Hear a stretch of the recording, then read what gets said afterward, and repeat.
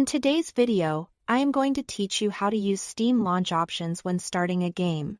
Launch options are simple commands you add before a game starts that tell it exactly how to behave when it opens.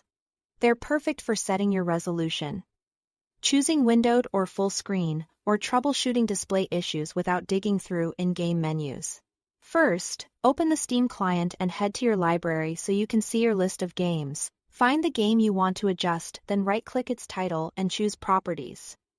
In the window that appears, stay on the General tab. At the bottom, you'll see a text field labeled Launch Options. This is where everything happens.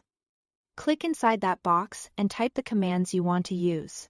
For a standard 1080p setup, you can enter -W1920, -H1080 to set the width and height. If you prefer to multitask or keep the game in a resizable window, use -windowed for an immersive, edge-to-edge experience, use -full screen. If you are troubleshooting crashes or display problems, -safe starts the game in a pared down, safe mode that often fixes issues long enough to change settings in-game. If you like a smooth Alt-Tab experience without a visible window frame, pair -windowed with -no border to create a borderless windowed mode that looks like full screen but swaps apps more gracefully.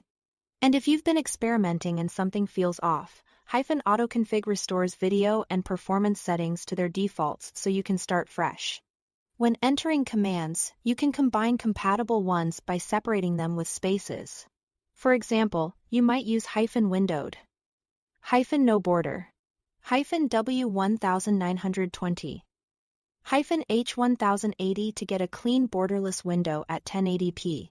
Keep in mind that not every game supports every flag, and some games may ignore certain options based on the engine they use. If you run into trouble, just return to the Launch Options box and remove or adjust the commands you added.